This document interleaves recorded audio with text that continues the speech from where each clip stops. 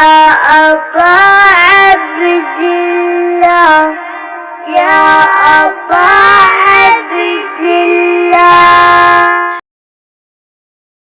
إن الله وملائكته يصلون على النبي يا أيها الذين آمنوا صلوا عليه وسلموا تسليما.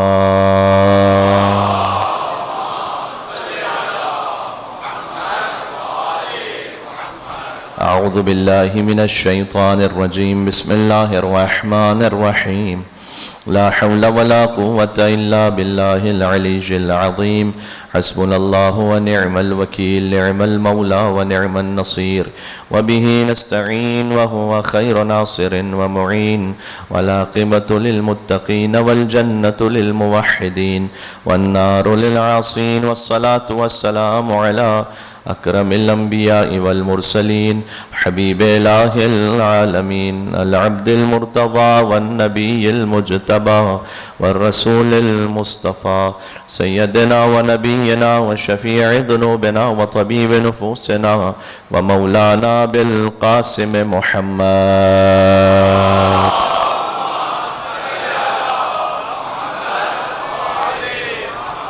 وعلى آله الطيبين الطاهرين المعصومين المظلومين المنتجبين المنتخبين الميامين سيما بقية الله في الأرضين.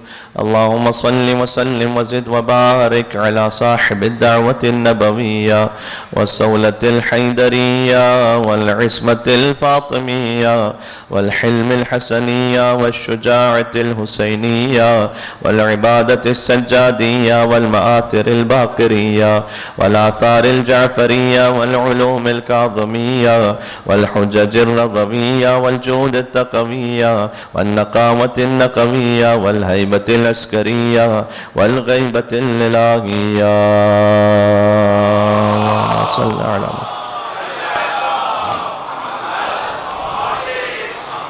رحمة الله على محبيهم واللعنة الدائمة على أعدائهم أجمعين. توسل عقب عبد الله الحسين عليه السلام. بسم الله الرحمن الرحيم.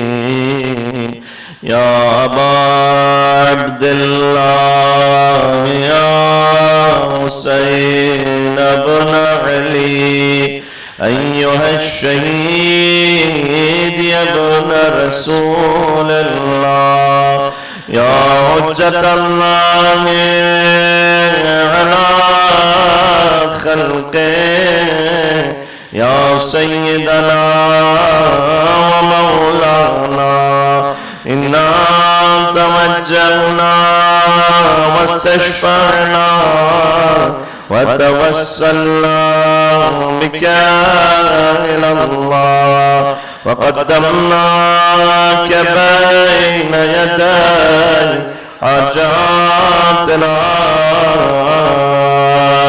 يا وجيها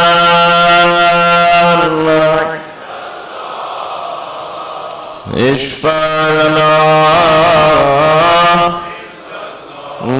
يا وجيها عند الله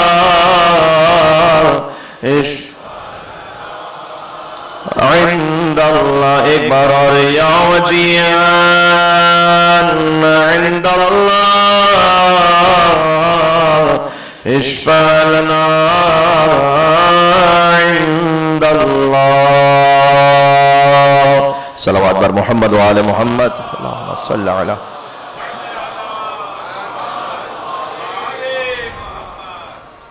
اعوذ باللہ من الشیطان الرجیم. بسم اللہ الرحمن الرحیم.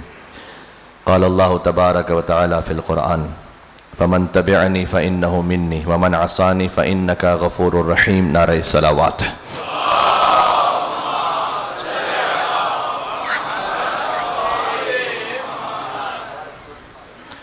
معمولاً فطرت انسانی یہ ہے کہ وہ غم سے گھبراتا ہے. ہر انسان اس بات کا طالب ہے کہ غم اس سے دور رہے اور وہ خوشیوں کی طرف لپکتا ہے، خوشیاں تلاش کرتا ہے. خوشیاں نہ ہوں اس کی زندگی میں تو اسے ایجاد کرتا ہے، اور جو غم ہوں ان غموں کو دور کرتا ہے. یہ عجب غم امام حسین علیہ السلام ہے کہ قلب مومن اس غم کا انتظار کرتا ہے. مومن کا قلب کہ جس میں بنص حدیث رسول حرارت امام حسین علیہ السلام کو قیامت تک کے لیے رکھا گیا ہے کہ وہ حرارت کبھی ٹھنڈی نہیں ہوگی. تو چونکہ اس قلب میں وہ حرارت ہے تو ایک مومن کا قلب فطرت کے برخلاف غم امام حسین علیہ السلام کو اپنے سینے سے لگاتا ہے. یہ اس غم کی تاثیر ہے. امام حسین علیہ السلام، اگر میں بچوں کے لیے اور جوانوں کے لیے کہ جو اس لیٹسٹ ٹیکنالوجی سے زیادہ واقف ہیں، کہ جب ہم کہیں جا رہے ہوتے ہیں اور راستے سے بھٹک نہ جائیں اس کے لیے جی پی ایس یوز کرتے ہیں. مجلس امام حسین علیہ السلام اللہ تک پہنچنے کے راستے کا جی پی ایس ہے. سادہ سے مثال، ایک مل کے صلوات بھیجے گا محمد و آل محمد پر. صلی اللہ علیہ وسلم.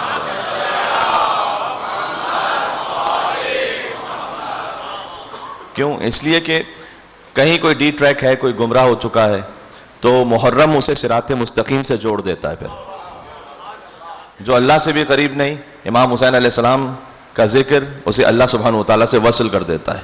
یہ ایک ایسی بات ہے کہ جس کے لیے الگ سے کسی دلیل کی ضرورت نہیں ہے، ہم میں سے ہر ایک اپنے وجود میں اس کو محسوس کرتا ہے. ہاں، جیسے فارسی زبان کا ایک محاورہ ہے کہ جب آفتاب اس کی روشنی ہے تو اس کے لیے دلیل کی الگ سے ضرورت نہیں ہے کہ سورج ہے تو اس کے لیے دلیل دو.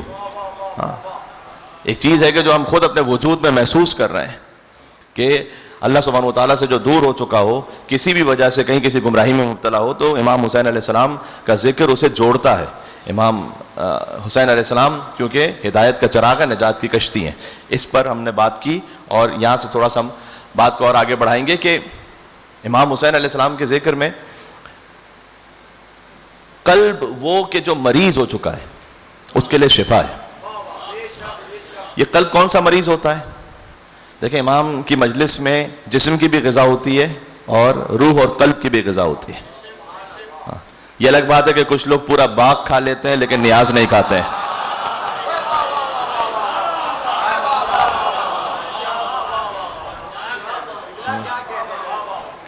وہ پورا باغ کھا جائیں گے لیکن رجب کے کنڈے نہیں کھائیں گے.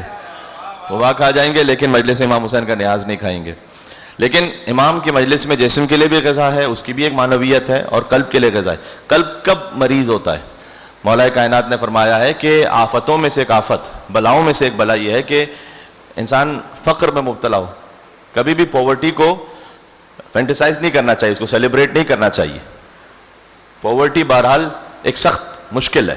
امام نے فرمایا کہ بلاؤں اور آفتوں میں سے ایک آفت یہ ہے کہ کوئی غربت میں، فقر میں مبتلا ہو. پھر امام نے کہا اس سے زیادہ بڑی مصیبت اور آفت یہ ہے کہ کسی کا بدن مریض ہو. یہ غربت سے بھی زیادہ بڑی مصیبت ہے. کتنے دنیا میں لوگ ایسے ہیں کہ جو لاکھوں اور کروڑوں خرچ کرنے کو تیار ہوں گے کہ ان کا بدن صحیح و سالم ہو جائے.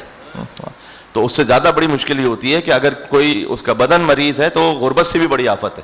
پھر امام نے کہا کہ اس سے زیادہ بڑی آفت یہ ہے کہ بدن مریض ہونے کے بجائے کسی کا قلب مریض ہو. وہ اس سے زیادہ سخت آفت ہے. اچھا، یہ قلب کون سا مریض ہوگا؟ پھر امام علیہ السلام نے فرمایا کہ نعمتوں میں سے ایک نعمت یہ ہے کہ کسی کے پاس وسعت مال ہو. تو یہ ایک نعمت ہے اللہ کی، اس کا شکر بجا لانا چاہیے. اور اس نعمت کا شکر یہ ہے کہ جو سائل اور محروم ہیں انہیں ان کا حق ادا کیا جائے. تو نعمتوں میں سے ایک نعمت ہے کہ کسی کے پاس وسعت مال ہے. پھر امام نے کہا اس سے بڑی نعمت یہ کہ کسی کے پاس بدن کی صحت ہے، اور اس سے بڑی نعمت یہ ہے کہ قلب کی صحت ہے. پھر امام نے کہا کہ قلب کی سب سے افضل صحت کی شکل یہ ہے کہ قلب متقی ہو. ہاں، جس کے دل میں تقویٰ ہے اس کا مطلب یہ ہے کہ اس کا دل سالم ہے، صحیح ہے. ہاں، اس کے دل میں خوف خدا ہے. اور اگر دل میں تقویٰ نہیں، اس کا مطلب یہ کہ امام علیہ السلام نے فرمایا کہ دل مریض ہے. اب یہ مریض دل کا علاج کہاں ہوگا؟ مجلس امام حسین علیہ السلام میں ہوگا. ہاں، سبحان اللہ. حضرت نوح علیہ السلام جب انہیں پتھر مارے جاتے تھے نا، تو جب کشتی بنا رہے ہوتے تھے تو تبلیغ کے دوران انبیاء علیہ السلام نے بڑی زحمتیں اور اذیتیں برداشت کی تو ان کے جسم پہ زخم ہو جاتے تھے. تو اللہ تعالیٰ نے ایک فرشتہ متعین کیا تھا کہ جو نازل ہوتا تھا اور اپنے پروں کو حضرت نوح علیہ السلام کے جسم سے مس کرتا تھا تاکہ حضرت نوح علیہ السلام کو شفا مل جائے. اب دیکھیں کیا در ہے امام حسین علیہ السلام کا. اگر نبی ان کا بدن مریض ہو جائے تو فرشتہ آئے اپنے پروں کو مس کرے تاکہ نبی کا بدن صحت یاب ہو جائے. اور اگر فرشتے کے باروں پل چلے جائیں تو وہ آئے امام حسین علیہ السلام کے گہوارے سے مس ہو تاکہ اسے بالوں پر مل جائیں. یہ ہے امام حسین علیہ السلام کا در. سبحان اللہ. میں آپ سے امید رکھتا ہوں یہاں سے وہاں تک مل کر پرزور حسینی صلوات بھیجیں محمد و آل محمد پر. اللہم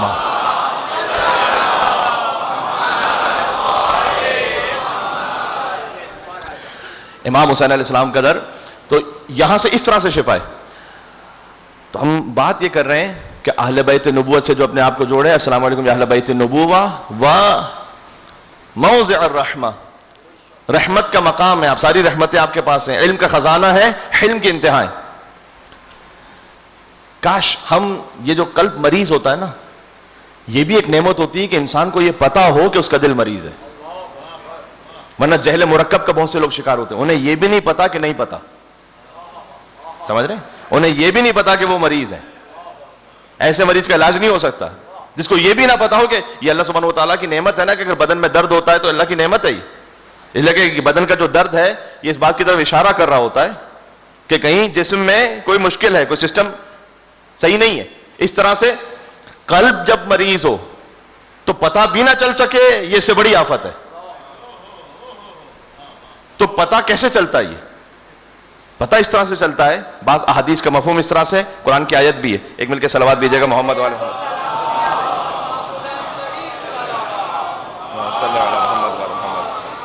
ٹھیک ہے. یہ پتہ اس طرح سے چلتا ہے کہ اگر ایک اس کی علامت بیان کی گئی کہ نماز کا وقت ہو گیا ہے. میں حدیث کو سادہ کر رہا ہوں تاکہ بچے بھی سمجھ سکیں. نماز کا وقت ہو گیا ہے. ویسے تو دنیا کا کوئی ایسا ضروری کام نہیں کہ جو نماز سے زیادہ ضروری ہے, لیکن فرض کیجیے اگر نماز کا وقت ہو گیا ہے پھر بھی میرا دل آمادہ نہیں ہو رہا کہ میں اٹھوں اور پڑھوں. بلا وجہ مثال طور پر انسٹاگرام کی ریلز ہیں, یوٹیوب کے شارٹس ہیں, اس کو میں دیکھ رہا ہوں بغیر کسی مقصد کے, بے مقصد, دنیاوی بھی کوئی مقصد نہیں ہے, بے تکا. ایسا ہوتا یا نہیں ہوتا بعض مرتبہ؟ اس کا مطلب یہ ہے کہ ابھی وہ قلب میں روحانیت نہیں ہے. ہاں, کہ بلا وجہ نماز کو آدھا گھنٹہ, 1 گھنٹہ, 1.5 گھنٹہ ڈیلے کر دیا, پتہ بھی نہیں چلا, ارے 1 گھنٹہ نکل گیا. یہ اللہ تعالیٰ نے قرآن میں کہا ہے کہ جب دل میں ایمان پورا نہ ہو تو نماز بھی پڑھتا کاموں کو سالا, سستی کے ساتھ ہوتا ہے. ایسا تھا جیسے کسی نے جکڑ کے رکھ دیا. آیت اللہ اصفہانی کاشی وہ ایک جگہ سے گزر رہے تھے تو ایران میں ایک سسٹم ہوتا تھا کہ فاضلاب جسے کہتے ہیں. مثال کے طور پر جو ویسٹیج ہوتا تھا وہ ایک جگہ نیچے تہہ خانے میں کنواں ہوتا تھا, اس میں جمع ہوتا تھا, اس کے بعد اس کو خالی کیا جاتا تھا. تو جب یہ سارا پروسیس ہو رہا ہوتا تھا تو اس زمانے میں ٹیکنالوجی اتنی زیادہ نہیں تھی, تو ایک شدید قسم کی بو آتی تھی. تو کبھی کبھار پوری گلی میں بو ہوتی تھی. تو ایک جگہ سے گزر رہے ہیں, آپ آسان لفظوں میں سمجھ لیں کہ اگر خدا نہ خواستہ کہیں سے گٹر ابل رہا ہو تو کتنی خطرناک بو ہوگی. تو وہ بڑے بوڑھے تھے, بزرگ تھے, تو اب وہ بڑی بو آ رہی ہے, ان کے کچھ اسٹوڈنٹ اس کے ساتھ چل رہے ہیں, تو بہت زیادہ بو آ رہی ہے. اسٹوڈنٹ چاہ رہے ہیں کہ جلدی سے نکل جائیں آگے, لیکن یہ کہ یہ چونکہ زیادہ جلدی نہیں تیز چل سکتے تو احترام میں ان کے ساتھ ساتھ پیچھے چل رہے ہیں, لیکن بڑی عجیب سی بے چینی ہو رہی ہے. تو انہوں نے محسوس کیا, تو جب کراس کر لیا انہوں نے تو انہوں نے کہا کہ یہ تم اتنا جلدی یہاں سے کیوں بھاگنا چاہ رہے تھے؟ کہا حضرت آپ نے محسوس نہیں کیا کتنی گندی بو آ رہی تھی یہاں پر؟ تو انہوں نے کہا کہ یہ جو گندی بو ہے اس سے جو بھاگنا چاہتے ہو, تو جب کوئی گناہ کرتے ہو نا تو تمہارے روح سے ایسی گندی بو آ رہی ہوتی ہے, تو اس سے کیوں نہیں بھاگنا چاہتے پھر؟ اللہ اکبر. ہاں, اس سے کیوں نہیں اپنے آپ کو بچانا چاہتے پھر؟ بالخصوص کچھ باتیں ایسی ہیں کہ جس کو ہم چھوٹا سمجھ رہے ہیں, نہیں چھوٹی. میں آپ کو جھوٹ کے لیے سناؤں, جھوٹ کے لیے امام معصوم نے فرمایا, حضور مکرم کا فرمان ہے, جنہیں صادق اور امین کہا جاتا تھا. مشرکوں نے صادق اور امین کہا. یہ جو صادق اور امین حضور نے اپنے آپ کو پہلے کہلوایا ہے نا, اس کے بعد کہا کہ مجھے نبی مانو. اس کا مطلب یہ ہے کہ صداقت اور امانت دینداری کی پری ریکویزٹ ہے. میں نمازیں پڑھ رہا ہوں لیکن صادق اور امین نہیں ہوں اپنی سطح پر, اس کا مطلب یہ کہ میں دیندار نہیں ہوں. میں سمجھ رہا ہوں کہ میں دیندار ہوں, اس لیے کہ جس کے پاس صداقت اور امانت ہے تو یہ بیس ہے بالکل دینداری کی. تو حضور نے فرمایا کہ کوئی جو جھوٹ بول رہا ہوتا ہے تو اس کے وجود سے ایسی بو آتی ہے کہ فرشتے جس سے متنفر ہوتے ہیں. اب ایک بو ہے ہمیں نہیں محسوس ہو رہی, ہاں وہ فضلات کی بو محسوس ہو رہی ہوتی ہے کیونکہ اس کا تعلق ہمارے مادے سے, جسم سے. جو روح کی بو ہے وہ محسوس نہیں ہو رہی ہوتی, وہ امام نے بتایا, وہ حضور مکرم نے فرمایا. اور اس جھوٹ بولنے میں یہ بھی شامل ہے. ایک تو میں نے مثال دی تھی آپ کو, کہیں ہمیں جانا نہیں, ہم نے کہا انشاءاللہ آؤں گا. نہ بولیں ایسا. ہمیں پتا ہے کہ ایک جگہ پہنچنا مجھے 2 گھنٹے کے بعد ہے, میں کہا 15 منٹ میں آ رہا ہوں. کتنا کامن ہے یہ. اچھا یہ تو 2 گھنٹہ 15 منٹ کی میں نے مثال دی نا. فرض کیجئے کہ مجھے آدھے گھنٹے میں ایک جگہ پہنچنا ہے, میں کہا یار 15 منٹ میں آ رہا ہوں. مجھے پتا ہے کہ میں آدھے گھنٹے میں پہنچوں گا اور وہاں پہنچ کر یہ کہوں گا کہ وہ ٹریفک جام تھا. ان چیزوں کو ہم نے ایسا سمجھا ہوا ہے کہ بس اس سے کیا فرق پڑتا ہے, اس سے ہمارے دین پہ کیا فرق پڑتا ہے, ہماری روح پہ کیا فرق پڑتا ہے. بچوں کے ساتھ جھوٹ نہ بولیں بالخصوص. یہ زہر قاتل ہے بچے کی تربیت کے لیے. اگر ہم نے بچے کے ساتھ جھوٹ بولا, جناب امیر المومنین علیہ السلام نے ارشاد فرمایا ہے کہ اگر کوئی بچے کے ساتھ جھوٹ بول رہا ہے تو بچوں کے ساتھ اس لیے جھوٹ نہ بولو کہ وہ تمہیں اپنا رازق سمجھ رہے ہوتے ہیں. بہت امپورٹنٹ ہے یہ. وہ یہ سمجھ رہے ہوتے ہیں کہ ان کا رزق تم دے رہے ہو, تو اگر وہ تم سے مسٹرسٹ ہو جائے گا, ان کا یقین ختم ہو جائے گا. تو آپ نے یہ کہا بچے سے کہ بیٹا, کبھی باہر نکل رہے ہوتے ہیں آپ گھر سے, وہ لپٹ گیا, آپ نے کہا بیٹا میں 2 منٹ میں آ رہا ہوں جان چھڑانے کے لیے. کبھی کہا کہ میں کل لے کے جاؤں گا, نہیں لے کے جائیں گے تو نہ کہیں کہ میں لے کے جاؤں گا. کچھ لوگ ہوتے ہیں کہ جو اچھی نیت کے لیے جھوٹ بولتے ہیں. اچھی نیت کے لیے جھوٹ کیسے ہو سکتا ہے؟ میں ایک جگہ کا نام نہیں لوں گا, ویسٹرن ورلڈ کی ایک بات ہے. وہاں پہ ایک مومن تھے, انہوں نے مجھے کہا کہ مولانا میری بیٹی جو کہ دین کی بڑی پابند ہے, تو ہم جب سپر مارکیٹ جاتے ہیں تو وہاں پر اس کو چاکلیٹس کھانے کا شوق ہوتا ہے, اور ہم نہیں چاہتے کہ چاکلیٹس کھائے. اور واقعاً یہ بہتر نہیں ہے بچے کے لیے. جتنا جنک فوڈ آپ اس کو دیں گے اتنا زیادہ ہائپر ہوگا وہ. جتنا جنک فوڈ بچے کو آپ دیں گے اتنا زیادہ وہ شہوت میں بھی مبتلا ہوگا, یہ بھی یاد رکھیے گا.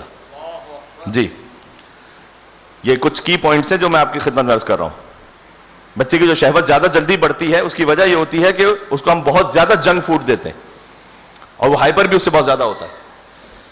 تو کہہ رہے ہیں کہ وہ ہم نہیں چاہتے تھے کہ وہ چاکلیٹ کھائے. تو میں نے اس سے کہا کہ بیٹا یہ حلال نہیں ہے چاکلیٹ. تو وہ اتنی دین کی پابند ہے, اس نے کہا اچھا اچھا حلال نہیں ہے تو میں نہیں کھاؤں گی, جبکہ اس میں حلال حرام کا مسئلہ نہیں تھا. تو میں نے ان سے کہا کہ آپ اگر کھلا دے تو شاید یہ زیادہ بہتر تھا, اس لیے کہ جب 2-3 سال بعد اس کو یہ پتا چلے گا کہ نہیں یہ تو چاکلیٹ تو حلال تھی, یہ تو میرے بابا نے ویسے ہی کہا تھا, تو آپ نے جو اس کو صحیح بتایا ہے اس پہ یقین رہے گا اس کا. جب ہم نے بچے کے ساتھ اگر جھوٹ بولا ہے, کئی مرتبہ جھوٹ بولا ہے, اس کے بعد ہم کہیں گے کہ بچہ آپ نماز پڑھو گے تو اللہ ثواب دے گا, اس کو یقین رہے گا اس پر. اس کو جب ہماری دنیا کی بات پہ یقین نہیں رہے گا تو ہمیں اس کی آخرت کی بات پہ بھی یقین نہیں رہے گا. ہم کہیں گے بیٹا قرآن پڑھو تو ثواب ملے گا, وہ کہے گا پتہ نہیں صحیح بول رہے نہیں بول رہے. تو آج ایک خاص جگہ سے بات کا آغاز ہوا آج کے موضوع کے حساب سے, اور میں چاہتا ہوں کہ بات اچھی طرح ذہن میں بیٹھے. تو صداقت اور امانت, تو اگر فرض کیجیے کہ کوئی جھوٹ بول رہا ہے اس کے بدن سے بو آئے گی, روح سے بو آئے گی. اصل میں یہ حقیقت ہے, یہ حدیث میں ہم محسوس نہیں کرتے, حدیث میں آسمان کے ملائکہ متنفر ہو جاتے ہیں. اللہ عز و جل انشاءاللہ محفوظ رکھے, ہمیں صداقت اور امانت جیسی صفات کو اپنانے کی توفیق عطا فرمائے. میں بات کو تھوڑا سا اور آگے بڑھاتا ہوں, ایک درود کا وہ سہارا دیجیے گا محمد و آل محمد پر.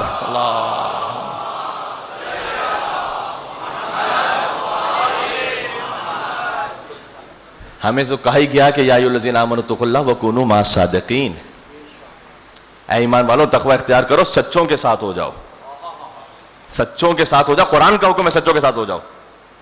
اب مشکل یہ ہوئی ہے ہسٹری میں کہ ہمارے بعض بھائیوں نے کہا سبھی سچے ہیں. مسئلہ یہ ہوا ہے ہسٹری کے ساتھ کہ سچوں کے بارے میں بھی جھوٹ بولا گیا. یہ بات سمجھ میں آئی؟ سچوں کے بارے میں بھی جھوٹ بولا. سارے ہی سچے ہیں. سارے سچے کیسے ہیں میرے بھائی؟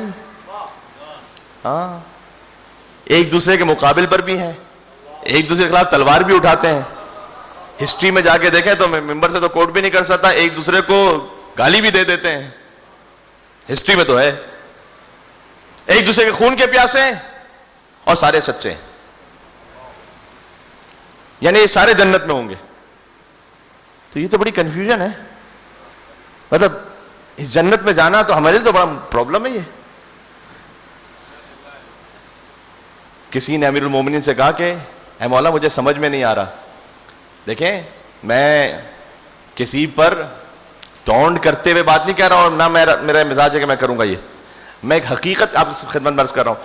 تو کہا کہ جمل میں مجھے مولا یہ سمجھ نہیں آ رہا اے علی، کیونکہ اتنی بڑی ہستیاں اس طرف بھی ہیں اور آپ بھی داماد رسول ہیں، رسول کے چچا بھائی ہیں، تو کس طرف حق ہے؟ میری سمجھ میں نہیں آ رہا. اس وقت طلحہ زبیر اس طرف ہیں، زوجہ رسول اس طرف ہیں. تو میرے مولا نے کیا کہا؟ میرے مولا نے جواب دیا کہ سبحان اللہ، حق اور باطل کا فیصلہ افراد پر نہ کرو، بلکہ افراد کا فیصلہ حق اور باطل پر کرو.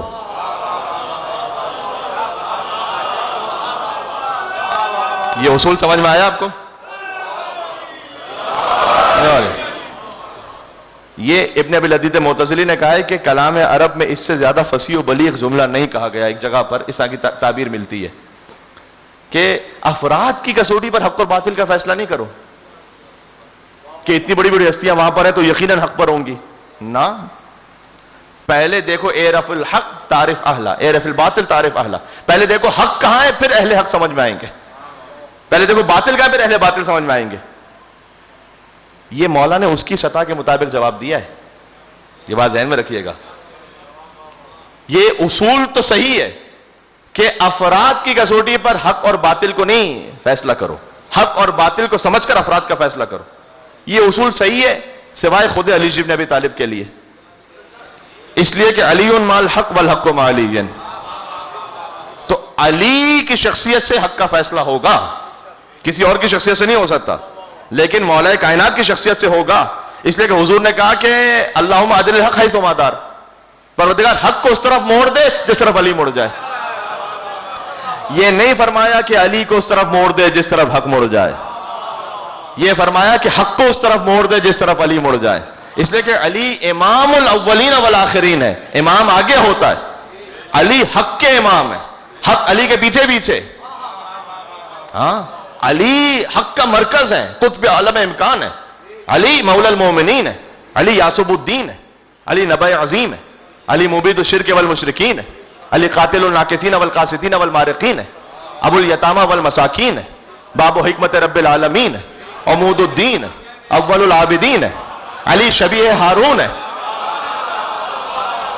علی نفس الرسول ہے، علی زوج البطول ہے، علی سیف اللہ المسلول ہے، علی امیر البررہ ہے، قاتل الفجرہ ہے، قسیم الجنت والنار ہے، صاحب اللواء ہے، سید العرب ہے، کشاف الکرب ہے، صدیق اکبر ہے.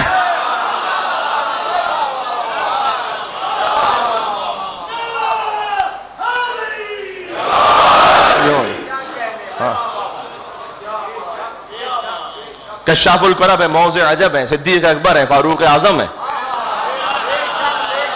ہاں، علی امام مبین ہے، علی کرار ہے، غیر فرار ہے، برادر جعفر طیار ہے، حازم الاحزاب ہے، قاسم الاسلاب ہے، معز الاولیاء ہے، مذل الاعداء ہے، اخدب الخدواء ہے، ابو سید الشہداء ہے،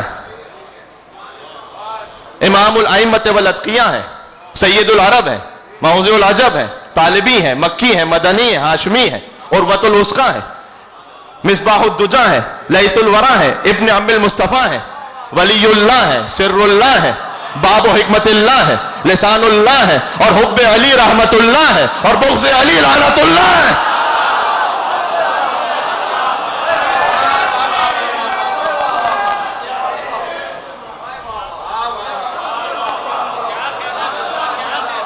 جی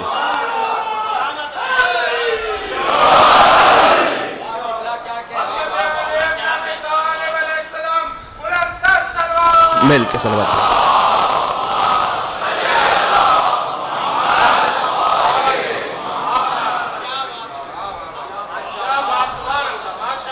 اور یقین فرمائیے کہ جو سارے القاب ہیں، اگر ان میں سے کوئی ایک بھی قرآن یا سنت میں موجود نہ ہو تو میں ممبر پر آنا چھوڑ دوں.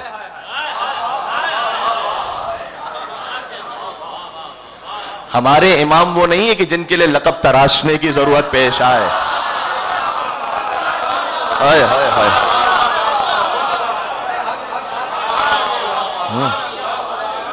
ہمارے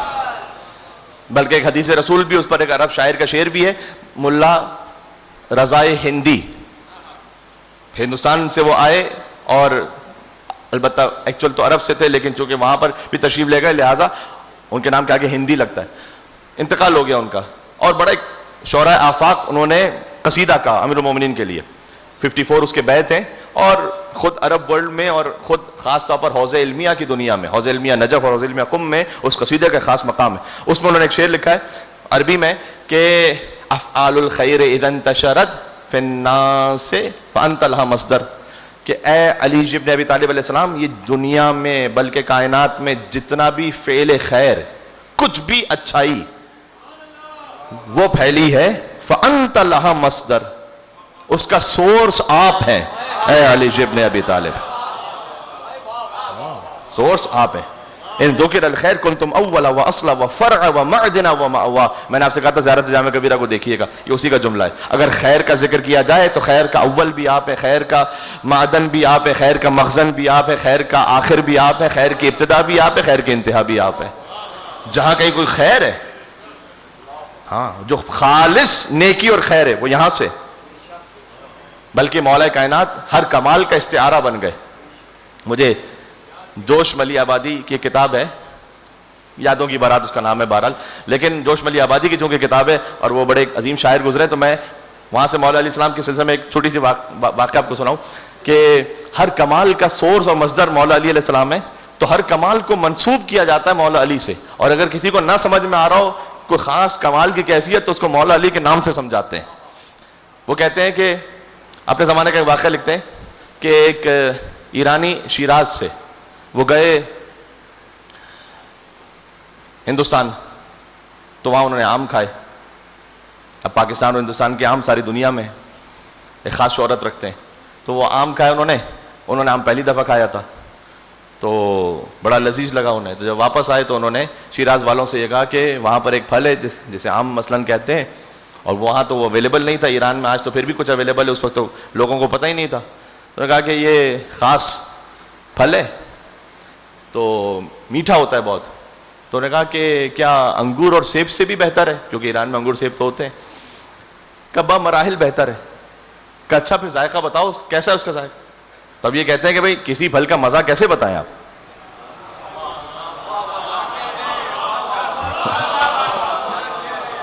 کسی پھل کا مزہ آپ کیسے بتائیں کسی کو جس کے بعد میں اس نے نہ چکھا ہو، تو آپ کیسے بتائیں کہ یہ مزہ ہے؟ تو کہا بتاؤ، کہا بھائی میٹھا ہوتا ہے بہت۔ کہا میٹھا تو سیب بھی ہوتا ہے، سیب کی طرح میٹھا ہوتا ہے؟ کہ نہیں سیب کی طرح نہیں، وہ ایک الگ میٹھا ہے۔ کہ بھائی وہ کیسا میٹھا ہے بتاؤ؟ کہتے آخر میں بس میں نے کہا کہ اب میں کیا بتاؤں تمہیں کیا میٹھا ہے، بس یہ سمجھ لو کہ مولا علی مرتضیٰ ہیں جو حلق سے اترتے چلے جا رہے ہیں۔ یعنی یہ کہ ہر کمال، کہنا میں یہ چاہ رہا ہوں جو کمال ہے نا وہ منسوب ہے علی ابن ابی طالب سے، ہر اچھی صفت، ہر کمال، کیا کہنا، وہ مولا اللہ سبحانہ وتعالیٰ نے اور آپ کو عطا کیا ہے۔ صحیح ہے؟ تو افعال الخیر اذا انتشرت فی الناس فانت لها مصدر، اے علی ابن ابی طالب آپ اس کا سورس ہیں۔ ہاں اس لیے السلام علیکم یا اہل بیت النبوہ موضع الرحمہ، موضع الرسالہ و معدن الرحمہ، رحمت کی کان ہے آپ، علم کا خزانہ ہے، حلم کی انتہا ہے آپ، اور ہر خیر کا سورس جب یہاں ہے۔ تو اب میں ایک اور فقرہ کہنے لگا ہوں اور مجھے امید ہے کہ آپ مجھے دعا سے نوازیں گے۔ حسین علیہ السلام کے پاس جب کائنات کا سارا خیر یہاں جمع ہے تو حسین فقط علیہ السلام نہیں ہے، حسین علیہ السلام بنانے والے ہیں۔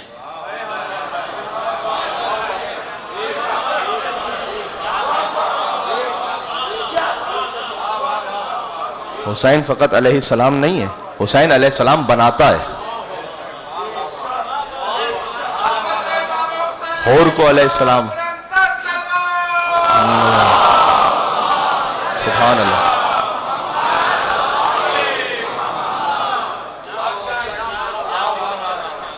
حور کو علیہ السلام بنایا حسین نے، وہب کو علیہ السلام بنایا حسین نے، زہیر قین کو علیہ السلام بنایا حسین نے، وہب قلبی کو علیہ السلام بنایا حسین نے۔ یہ سارے وہ ہیں کہ جو بعد میں جوائن کرنے والے ہیں۔ ہاں حسین خود علیہ السلام نہیں، علیہ السلام بنا دیتا ہے حسین۔ کیا اولین اور آخرین سلام کریں اس پر جو حسین سے مل گیا، اس سمندر کی طرح ہے. سمندر میں اگر کوئی آ بھی جاتی ہے نا نجاست, تو وہ اپنے آپ کو اگر فنا کر دے تو وہ پاک ہو جاتی ہے. وعلی الارواح التی حلت بفنائک, گفتگو مربوط ہے, میں نے آپ سے کہا تھا. سلام و ابا عبداللہ الحسین آپ پر اور ان روحوں پر جو آپ کے آستانے پر آ کر فنا ہو گئی, یہاں فنا ہو گئی آ کے. ہاں, تو جب فنا ہو جائے, تو جب ختم ہو جائے, ایک ہوتا ہے قلیل پانی, ایک ہوتا ہے کور پانی. قلیل پانی کیا ہوتا ہے؟ چھوٹا پانی ہے, وہ خود تو پاک ہے, طاہر ہے, لیکن مطہر آگے پاک کرنا اس کے لیے مشکل ہے. جیسے ہی نجاست ملی خود نجس ہو گیا, ہے یا نہیں؟ ہم میں سے ہر ایک بھی الگ الگ طرح کا ہے. کچھ ہے قلیل پانی کی طرح, ہے تو پاک, لیکن جیسے ہی کوئی سامنے حرام منظر آیا, کوئی موقع آیا حرام کا, سنبھال نہیں سکے اپنے آپ کو, نجس ہو گئے. کچھ ہے جو قربانی کی طرح ہے. قربانی اس وقت تک نجس نہیں ہوتا جب تک اس کا رنگ بو ذائقہ نہ بدل جائے. ہاں, اہل بیت اطہار علیہ السلام کی مثال ہے سمندر کی طرح. ہاں, سمندر کی طرح یعنی کیا؟ سمندر میں آپ کچھ بھی ملاتے جائیے, سمندر نے پاک رہنا ہے. ہاں, وہ اوروں کو بھی پاک کرتا جائے گا. ایک بات ہے فقط, کوئی سمندر کے پاس کتا لے کے جائے, ڈبوتا رہے, تو کتا پاک ہوگا؟ سمندر پاک رہے گا. اب چاہے کتا سمندر کے پہلو میں بہت دیر بیٹھا بھی رہے, تب بھی نجس رہے گا, وہ نجس رہے گا. لیاقت نہیں ہے نا کہ پاک ہو سکے. ہاں, ظرفیت اور لیاقت بھی تو ہو کہ پاک ہو, پھر وہ سمندر پاک کرے گا, تو وہ سمندر پھر پاک کرے گا. اس کا مطلب کیا ہوا؟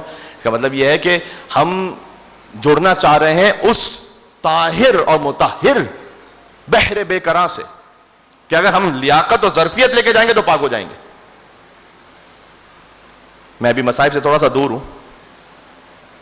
حضرت میر انیس رحمۃ اللہ علیہ کہتے ہیں, حر علیہ السلام کا ذکر مجھے کرنا ہے, کہتے ہیں دوزخ سے جب آزاد کیا حر کو خدا نے.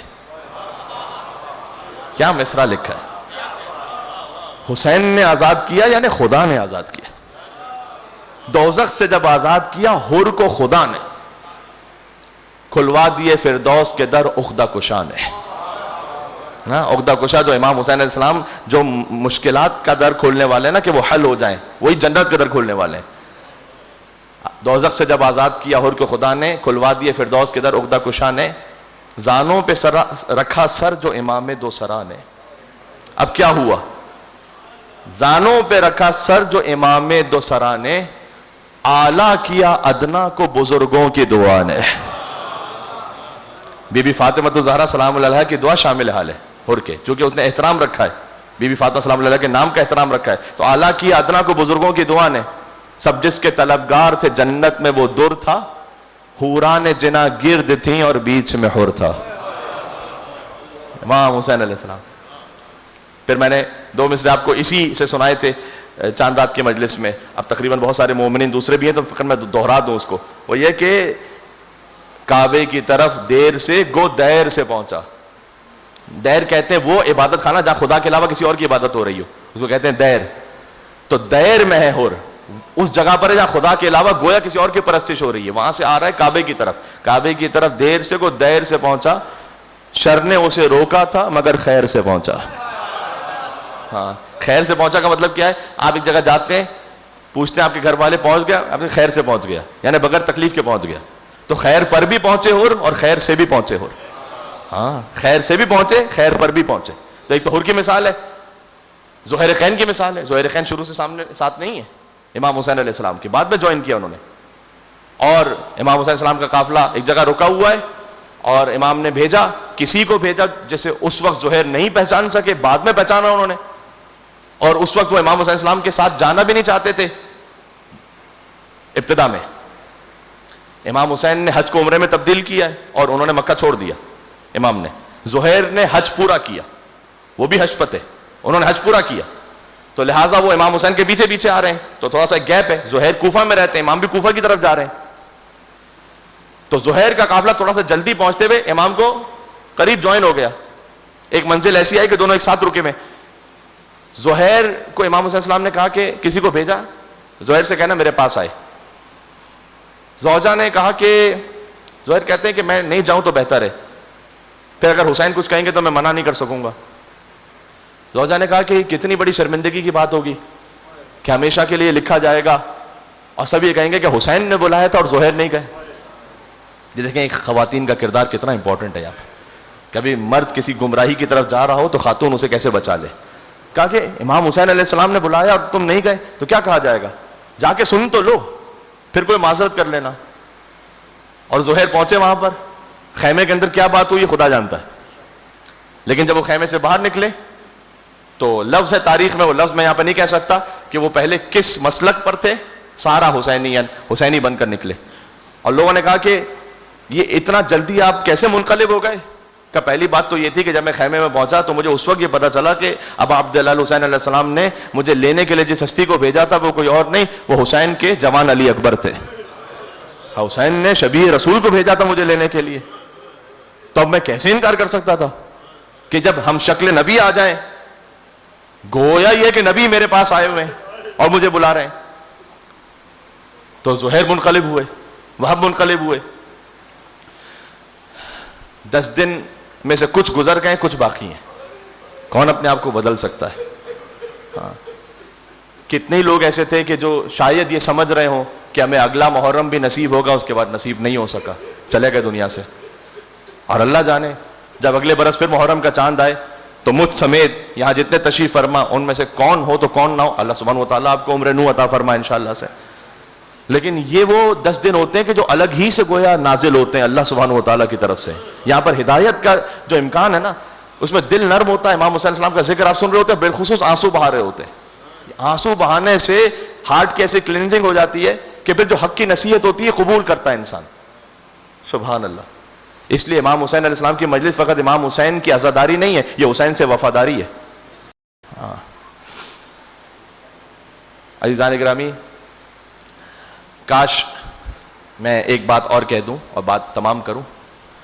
حسین ابن علی نے جو خطبہ بھی دیا ہے نا عاشور کے دن, اس میں فرمایا کہ دیکھو میں الگ سے کوئی بات بچوں کو سمجھانے کے لیے کہہ رہا ہوں تاکہ بات سمجھ سکیں بچے. ایک رینڈم گائے کوئی کھڑا ہو جائے اور آ کے کہے کہ میں ہوں, میں وہ نہیں ہوں. میں دیکھو تو صحیح کہ کس کا نواسا ہوں, کس کا بیٹا ہوں. ہاں, مولا علی بن ابی طالب علیہ السلام سب سے پہلے تو رسول اللہ کا نام لیا, میں رسول اللہ کا نواسا ہوں اور میں رسول کی بیٹی کا بیٹا ہوں. اور امام نے فرمایا کہ جہاں کہیں مشرق اور مغرب میں چلے جاؤ, کوئی ایک میرے علاوہ نہیں ہے جو اس وقت یہ کہہ سکے کہ میں رسول کی بیٹی کا بیٹا ہوں سوائے میرے. ہے کوئی؟ بتاؤ. کوئی نہیں ہے. اس لیے میں اس سلسلے سے ہوں. مجھے ایک بات یاد آ رہی ہے, آپ کی طبیعتیں تو منقلب ہو گئی لیکن میں چاہ رہا ہوں کہ اس کو بھی مکمل کر لوں. جو میں نے آپ سے کہا تھا نا کہ حدیث منیت, حدیث رعیت اور حدیث منزلت, یہ 3 حدیثیں جو کتاب البخاری میں ہے مولا علی علیہ السلام کی فضیلت کی.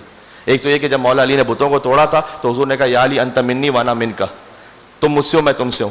ایک یہ کہ کل علم اسے دوں گا جو کرار ہوگا, جو اللہ اس کے رسول سے محبت کرے گا اللہ اس کے رسول سے محبت کریں گے.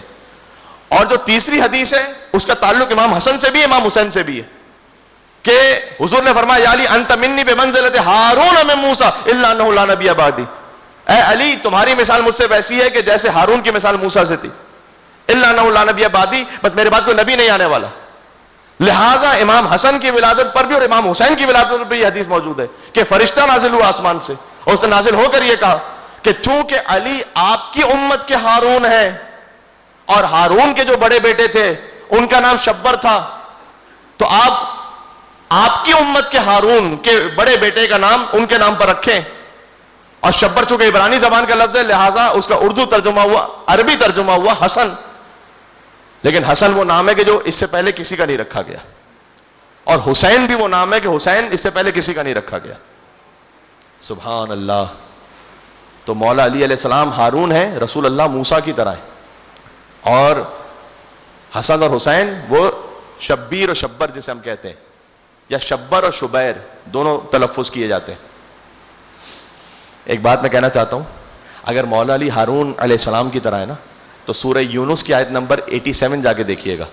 سورہ یونس کی آیت نمبر 87 یہ ہے کہ ہم نے بنی اسرائیل کے لیے موسیٰ اور ہارون کو حکم دیا کہ ان کے گھر بنائیں.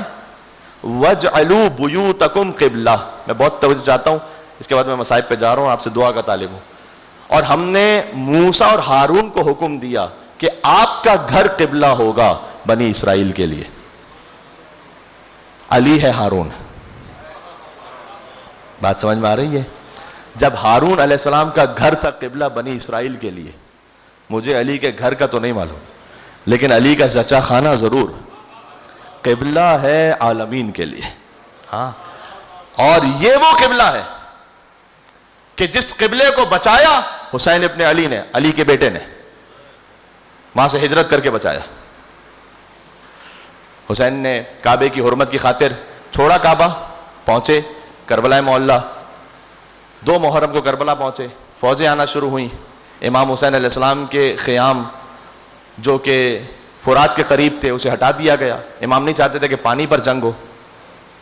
آپ امام حسین علیہ السلام کے اقدامات کو دیکھیں تو آخر وقت تک امام حسین علیہ السلام خود سے جنگ کرنے کو اوائڈ کرتے رہے, اور امام حسین علیہ السلام نے جنگ نہیں کی خود سے. عاشور کا دن آیا, حملہ اولا ہوا. حملہ اولا کا مطلب ہے کہ وہاں سے تیر چلنا شروع ہوئے, اور امام حسین علیہ السلام کے تقریباً 50 کے قریب جانثار ساتھی وہ شہید ہو گئے, پہلے ہی حملے میں شہید ہو گئے. اس کے بعد 72 کا عدد وہ تو اس لیے کہا جاتا ہے کہ ایک کے بعد ایک جو شہداء گئے, اس سے پہلے 50 کے قریب اور شہید ہو چکے تھے. لیکن اس دوران ایک واقعہ پیش آیا, اور واقعہ پیش آیا کہ یزید کے لشکر سے ایک شخص نے چلنا شروع کیا حسین کی طرف. یہ وہ ہے کہ جس نے چند لمحوں میں پوری تاریخ بدل دی ہے. یہ وہ ہے کہ جو السلام علیکم یا اولیاء اللہ و احباء, السلام علیکم یا اصفیاء اللہ و اوداء, السلام علیکم یا انصار دین اللہ, السلام علیکم یا انصار رسول اللہ, السلام علیکم یا انصار امیر المومنین, السلام علیکم یا انصار فاطمہ الزہرا سیدۃ النساء العالمین کے فقروں میں ہے. یہ وہ ہے کہ بڑے سے بڑے عالم آیت اللہ محسن حکیم کے لیے کہا جاتا ہے یہ کہ وہ جب جاتے تھے حضرت حر علیہ السلام کے روضے پر تو ان سے کہتے تھے کہ اے حر, آپ سید نہیں تھے, میں سید ہوں. آپ کیونکہ حر علیہ السلام کوئی فقیہ تو نہیں تھے نا مشہور, لیکن آیت اللہ محسن حکیم فقیہ تھے. کہ میں بزرگ بھی ہوں, آپ 40 برس کے سن کے تھے, میں بزرگ ہوں. یہ سب ہونے کے بعد بھی میں ایک ادنا سے انسان کی طرح سر جھکا کر آپ کی زری کے سامنے کھڑے ہو کر آپ کی زیارت پڑھ رہا ہوں, اس لیے کہ آپ نے اپنا نفس قربان کیا ہے. آپ نے اپنا نفس قربان کیا ہے, آسان نہیں ہے یہ. ہاں, جو کل میں کہہ رہا تھا لاکھوں برس شیطان سجدہ کرتا رہا لیکن نفس نہیں مارا تھا. آپ نے اپنا نفس مارا, نفس ختم کیا, ایگو ختم. میں غلطی پر تھا, غلطی, معافی مانگوں گا جا کے, لیکن اس کے لیے قربانی دی ہے بڑی. امام حسین کا راستہ جب روکا تھا نا حر نے, تو امام نے ایک جملہ کہا تھا ثقلت کا امو کا یا حر, اے حر تیری ماں تیرے غم میں بیٹھے, تیری یہ جرأت کہ تو نے حسین کا راستہ روکا. اب یہ جو کہنا ہے جملہ, یہ ایک طرح سے مثلا بددعا سمجھی جاتی ہے کہ تیری ماں تیرے غم میں بیٹھے, یعنی کہ تجھے موت آ جائے تیری ماں تیرے غم میں بیٹھے. یہ حسین کیوں کہیں گے؟ حسین رحمت اللہ عالمین کے نواسے کسی کو بددعا کیوں دیں گے؟ امام حسین نے بددعا نہیں دی. امام حسین جانتے تھے کہ جب میں اسے اس کی ماں یاد دلاؤں گا تو اسے میری ماں فاطمہ یاد آئے گی. امام جانتے کہ اس کی ہدایت کا راستہ میری ماں کی محبت سے نکلتا ہے. سمجھ میں آ رہا ہے بی بی فاطمہ تو زہرا کی محبت کیا ہے؟ اس کی ہدایت کا راستہ یہ ہے کہ اس کے دل میں وہ جو محبت زہرا ہے نا وہ بیدار ہو جائے. حر نے فوراً پیچھے ہٹ کے کہا کہ اگر عرب میں مجھ سے کسی نے جملہ کہا ہوتا تو میں پلٹ کر ویسے ہی جواب دیتا, لیکن میں جانتا ہوں کہ آپ کی ماں سیدۃ النساء العالمین, میں پلٹ کر یہ جواب نہیں دوں گا. سبحان اللہ. یہ احترام فاطمہ تھا کہ جو حر کو بچا گیا. اس کے بعد حر چلے. یہ ساری وہ باتیں تھیں کہ جو میں فقط مصائب میں نہیں پڑھ رہا تھا, یہ تھوڑا سا بیداری کے لیے بھی پڑھ رہا تھا. انسان تزکیہ نفس کی ایک منزل پر آئے. کون سا انسان ایسا جس میں خطا نہیں ہے, گناہ نہیں ہے؟ آئے حر کے صدقے میں, یا ابا عبداللہ الحسین, کیا میرے لیے بھی توبہ ہے؟ حل لی من توبۃ. حر نے آ کے یہ پوچھا. اس سے پہلے چونکہ حر کی آنکھوں میں پٹی تھی تو اسے نظر نہیں آ رہا جب وہ چل رہا ہے حسین کی طرف. شرمندہ ہے نا. سکینہ کی التش کی صداؤں نے حر کو بدل دیا. شب عاشور اپنے خیمے کے باہر، میں نے عرض کیا یہ گریے کی بھی باتیں ہیں، یہ اپنے نفس کو پلٹنے کے لیے بھی، اصلاح کے لیے، اپنے اندر وجود میں انقلاب آ جائے.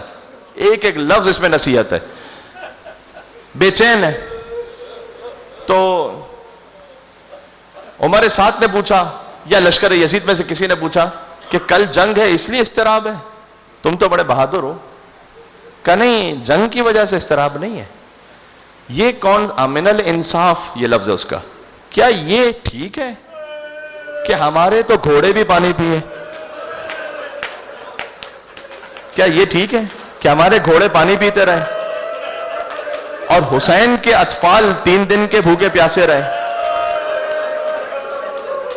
اس کا مطلب یہ ہے کہ بظاہر الاتش کی صدائیں ہوں وہ حر نے سنی ہوں گی. یہ ہے امام حسین کی پیاس نے کتنوں کو بدل دیا. اس لیے آپ سے میں گزارش کر رہا ہوں جب بھی پانی پئیں، دیکھیں اللہ تعالیٰ نے امام حسین کا ذکر اتنا آسان رکھا ہے نا. کوئی مجلس نہیں ہو رہی، کوئی اربعین میں آپ نہیں جا پا رہے، زیارت پہ نہیں جا پا رہے، کہیں توفیق نصیب نہیں ہو رہی، پانی تو پئیں گے یا نہیں پئیں گے؟ پانی کو دیکھ کر کہیں صلی اللہ علیہ ابا عبداللہ. امام معصوم کا وعدہ ہے کہ جو پانی پیتے ہوئے حسین کی پیاس کو یاد کرے، حسین پر صلوات بھیجے، حسین کے قاتلوں پر لعنت بھیجے، اللہ 1,00,000 درجات بڑھا دیتا ہے، 1,00,000 گناہ معاف فرمائے گا، 1,00,000 نیکی عطا فرمائے گا. یہ حدیث ہے امام ہے. تو حر کی آنکھوں میں پٹی ہے تو اس نے کہا چل رہا ہے وہ اب بیٹے کے ساتھ ساتھ، عاشور کا دن ہے. بیٹے نے اچانک کہا اللہ اکبر. کہا بیٹا یہ تکبیر کیوں کہی ہے تم نے اس وقت؟ کہا بابا وہ شبیہ رسول علی اکبر ہے نا حسین کے بیٹے، وہ آ رہے ہیں آہستہ آہستہ آگے، وہ ایسا لگ رہا ہے ہمیں لینے کے لیے آ رہے ہیں. پھر بیٹے نے کہا اللہ اکبر. کہا بیٹا یہ پھر کیوں تکبیر کہی؟ کہا بابا وہ علمدار حسین ابو الفضل العباس علیہ السلام بھی آگے بڑھ رہے ہیں. پھر بیٹے نے کہا اللہ اکبر اللہ اکبر اللہ اکبر. کہ بابا وہ خود فاطمہ زہرا کا لال حسین خود آ رہے ہیں بابا.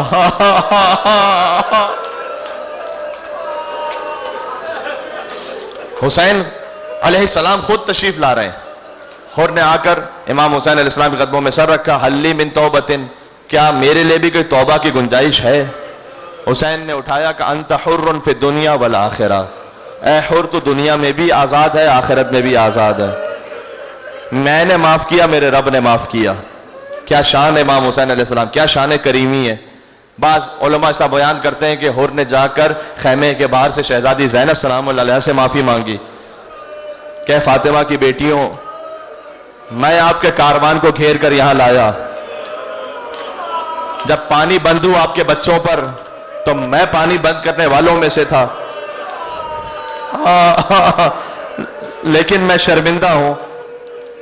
تو علماء یہ بیان فرماتے ہیں کہ اون و محمد تشریف لائے اور فرمایا کہ ہماری والدہ نے آپ کو سلام کہا ہے. یا اللہ،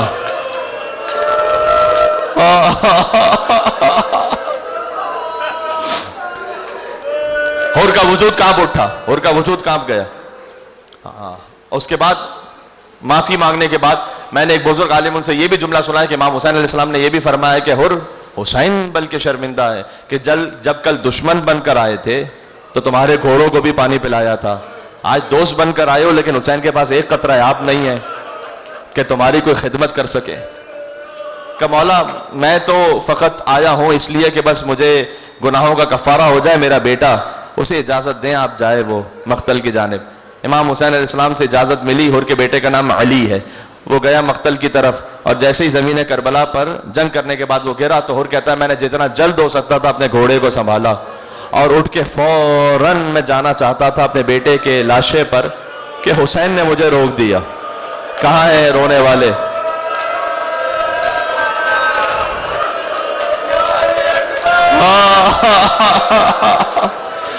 حسین نے مجھے روک دیا. اے حر کہاں کا ارادہ ہے؟ کہا مولا وہ مقتل میں میرے بیٹے کا لاشا ہے، میں لے آتا ہوں. کہا اے حر کسی بوڑھے باپ میں یہ طاقت نہیں ہے کہ وہ تنہا اپنے جوان کے لاشے کو اٹھائے. میں جاؤں گا. حسین گئے، حر کے بیٹے کے لاشے کو لے کر آئے. ہے کوئی علی اکبر پر رونے والا یہاں پر؟ جب حسین کے جوان علی اکبر نے صدا دی، حسین کی آنکھوں کا نور چلا گیا تھا.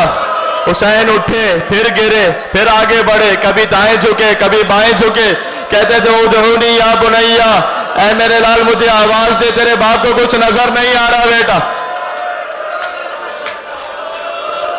چند فکرے اور کہنے مجھے. جزاک اللہ، خدا کی آوازوں پر رحمت نازل فرمائے، کوئی غم نہ عطا فرمائے سوا غم امام حسین کے. خدا حسین کے بچوں کے صدقے میں آپ کے بچوں کو سلامت رکھے. حسین کی گودی اجڑ گئی. کچھ دیر بعد حور آئے. جتنا رو سکتے رو لیں، اتنا ہی نفس پاک ہوگا، اتنا ہی قلب پاک ہوگا، روح پاک ہوگی. اس کے بعد حور آئے. حور نے آ کر کہا کہ مولا میں بھی چاہتا ہوں کہ بس میں بھی اپنی جان آپ پہ قربان کر دوں. اور حور نے جنگ کی. اب حور کی جنگ تو نہیں پڑی جا سکتی اس وقت، بس اتنا ہے کہ حور جب خود زخمی عالم میں زمین پر گرے تو حسین پہنچے. حسین نے حور سے کہا تھا نا، اگرچہ اس کی ہدایت کے لیے کہا تھا کہ تیری ماں تیرے غم میں بیٹھے، اب حور توبہ کر کے آ گئے ہیں تو حسین کو اس کا بدلہ عطا کرنا ہے. حور کا سر اپنی گود میں رکھا اور فرمایا انت حر کما سمت کا امک حرہ. اے حر تیری ماں کتنی اچھی تھی کہ جس نے تیرا نام حر رکھا. تو دنیا میں بھی میرا بھائی ہے اور آخرت میں بھی میرا بھائی ہے. حر کی پیشانی پہ کسی نے پتھر مارا تھا تو خون بہ رہا تھا. حسین نے اپنے پاس سے ایک رومال نکالا، کہا اے حر یہ میری ماں فاطمہ الزہرا کے ہاتھ کا سلا ہوا رومال ہے. حر کی پیشانی پر وہ رومال باندھا. کائنات کا بہترین تحفہ حر کو عطا کیا. میں کہوں گا مولا کچھ دیر کے لیے رومال رکھ لیجئے گا، اس لیے کہ جب علی اصغر کو تیر لگے گا حلق سے خون کا فوارہ بلند ہوگا. رومال زہرا ہمارا باندھ رہے. جزاک اللہ. جو آنکھیں اشبار ہے بی بی فاطمہ الزہرا اجر عطا فرمائے. صدائیں بلند ہو رہی ہیں، میں تسلسل میں پڑھتا جاؤں گا. ہاں حر کے 2 دن اصحاب کا ذکر ہے، آج بھی ہے اور کل بھی اصحاب کا ذکر ہے. تو مجھے کچھ اور اصحاب کا ذکر بھی کرنا ہے ساتھ میں، کہ ایک تو وہ حر ہے، دوسرے وہ جون ہیں کہ جو آئے ہیں امام حسین علیہ السلام کے پاس. ابو ذر کے غلام تھے. ابو ذر کی وفات کے بعد امام حسین نے اپنے پاس رکھ لیا تھا. اب وہ آ کے امام حسین نے کہا کہ جان ہم غلاموں کو مشکل وقت کے لیے نہیں رکھا کرتے، جاؤ ہم نے آزاد کیا. جان نے کہا مولا ابھی تو وفا کا موقع ہے مولا. سبحان اللہ. امام نے کہا کہ نہیں، بس جتنا تم تھے تمہاری قربانی قبول ہے، جاؤ. کہا مولا مجھے ایسا لگ رہا ہے کہ میرا خون بڑا کمتر ہے. آپ تو فاطمہ زہرا کے بچے ہیں تو میرا خون تو اس قابل نہیں ہے. امام نے کہا اے جان میرے نانا نے تفریق ختم کر دی تھی، کسی گورے کو کالے پر کسی کالے کو گورے پر. کیا درس حسینیت ہے، خدا کی قسم سبحان اللہ کا کوئی فرق نہیں ہے. جاؤ اب تم جانا چاہتے ہو، اتنا اشتیاق ہے تو جاؤ.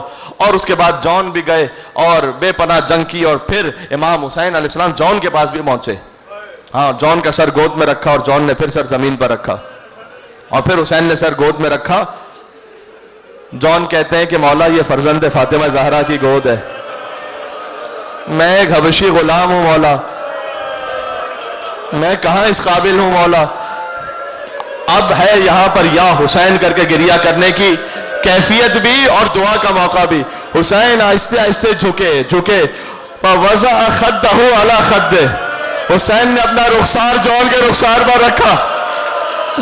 فرمایا اللہم بیض وجہہ وطیب ریحہ. پروردگار تو اس کی بو کو خوشبو میں تبدیل کر دے، تو اس کے چہرے کو نورانی کر دے. ایک مرتبہ جان نے تڑپ کر کہا اے حبیب اے مسلم آج میں تم سے زیادہ افضل ہو گیا. ارے فاطمہ کے بچے کا رخسار میرا رخسار بنا گیا. ایک بوڑھے بڑے صحابی ہیں کہ جن کا نام ہے سعید ابن عبداللہ. وقت ہے میرے پاس, چند دقیقے ہیں. سعید ابن عبداللہ ہیں اور یہ بھی بوڑھے صحابی ہیں. یہ سوچتے ہیں کہ میں اپنے آقا کی خدمت کیسے کروں گا, اس لیے کہ علماء بیان کرتے ہیں کہ ان کے ہاتھوں میں راشا تھا. اب راشا ہوتا ہے تو تلوار چلانا مشکل ہے, نیزہ سنبھالنا مشکل ہے.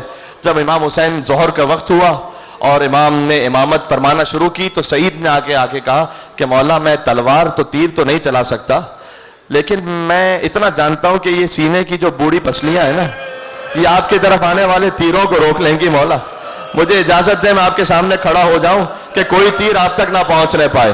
یہ میری تقریر کے آخری فقرات ہیں بس. اب وہاں سے تیر برس رہے تھے.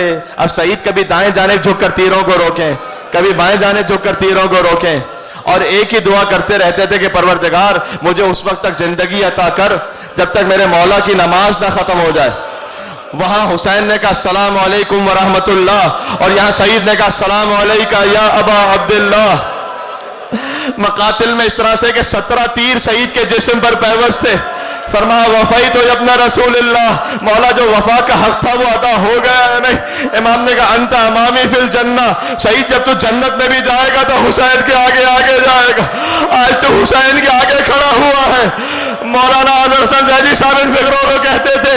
سعید نے کہا مولا ایسا لگ رہا ہے جیسے کوئی میرے داہنی طرف آگے کھڑا ہو گیا ہو. حسین نے کہا ادب سے سلام کرو, یہ میرے نانا رسول اللہ جنت سے تمہیں لینے کے لیے آ گئے. اس کے بعد کا مولا ایسا لگا جیسے میرے کوئی سینے پر ہوا کر رہا ہو, مجھے زخموں میں تکلیف نہ ہو. کہ اے سعید یہ میرے بابا علی مرتضی مشکل کشائے کائنات تمہیں لینے آ گئے. کوئی دیر بعد سعید کہتے مولا باہنی طرف بھی کوئی ہے, کہ سعید میرے بڑے بھیا حسن مجتبیٰ تمہیں لینے آ گئے, اب اس کے بعد مجھے معاف کر دینا. سعید نے کہا مولا ایسا لگ رہا جیسے قدموں کی طرف کوئی بڑھ رہا ہو. حسین اب ضبط نہیں کر پائے, سعید کو زمین پر رکھ دیا کہ سعید جلدی سے پیروں کو سمیٹ لے. ارے یہ میری ماں فاطمہ زہرا اپنے حسین کے ناصر کو لینے کے لیے جنت سے فاطمہ آ گئی, حسین کے مددگار کو لینے کے.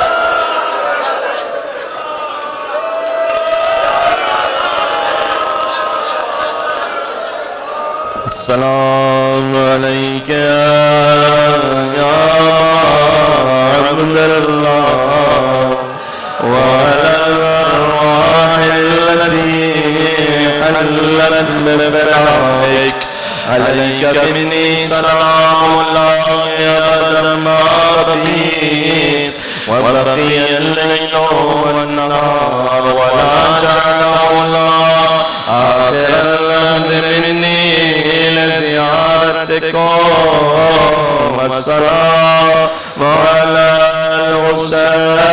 الحسين وعلى علي بن الحسين وعلى أولاد الحسين وعلى أصحاب الحسين